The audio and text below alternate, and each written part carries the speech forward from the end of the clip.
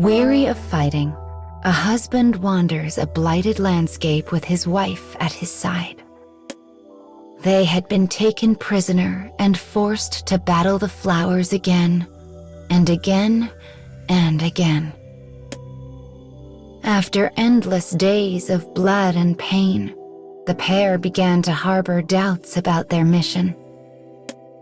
Now they continue a new journey with slow, heavy steps. One day, they come across another group of deserting soldiers. They inform the couple they are headed for a land called Paradise. They claim Paradise is a place where flowers never take root. A place where people will never treat them like criminals, beasts, or worse. A utopia where an idealized life is guaranteed for all. The couple ruminates on this. What if they're right? What if such a place actually exists? After a moment, they decide to join the group. Perhaps they're wrong, and this so-called paradise is nothing but a fleeting dream. Even if it is, it would still be better than all of this aimless wandering. The couple clutches their weapons tight and set off with their newfound allies. This time, their steps are not plodding, but joyous. For they are the first steps on a road to newfound peace.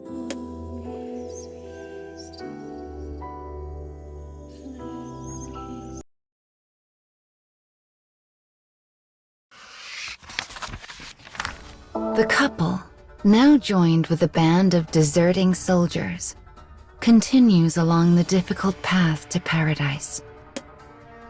Along with their newfound allies, they again take up arms against the menace of the flowers. Today, they intend to collapse a building and take out the entire bouquet in a single strike. The husband came up with the idea.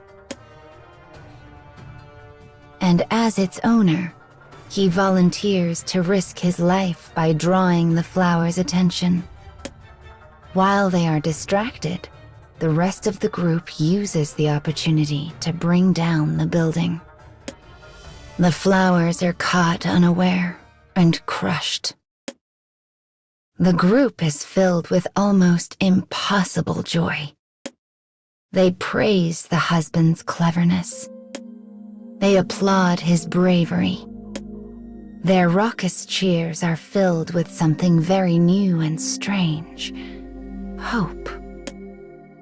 After countless battles, a powerful solidarity forms between the husband and his new companions. The idea of reaching paradise actually seems possible when he is with them.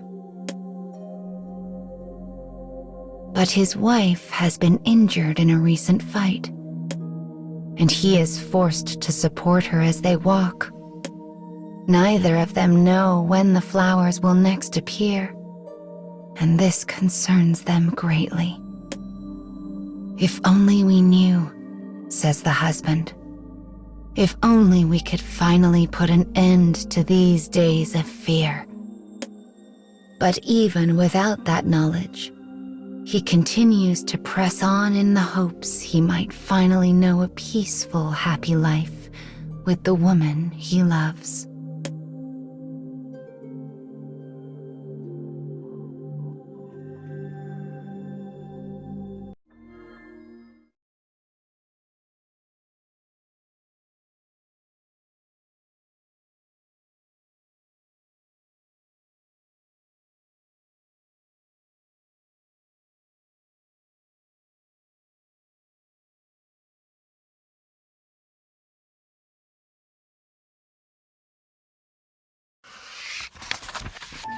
The couple continue the search for paradise with the rest of the deserters.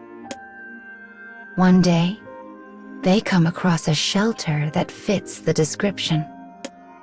With wary smiles, they approach the shelter doors. But when they draw close, a siren begins to blare. It is quickly joined by a clipped voice over an intercom that utters 6 heartbreaking words. This shelter can accept only 2. Time passes. This agonizing moment lasts for what seems an eternity. Finally, a member of the group snaps and plunges his dagger into the heart of a companion. He begins to babble and scream as blood spurts across his face. Me, I am chosen. I will be first to enter paradise. At his words, the group turns on each other and a merciless slaughter begins. Voices filled with bloodlust. Voices filled with pain. The alarm continues to rage, adding its throaty roar to the symphony of anguish and despair. The husband and wife take weapons in hand and assume battle positions. It is all so they might live together. It is all so they might survive.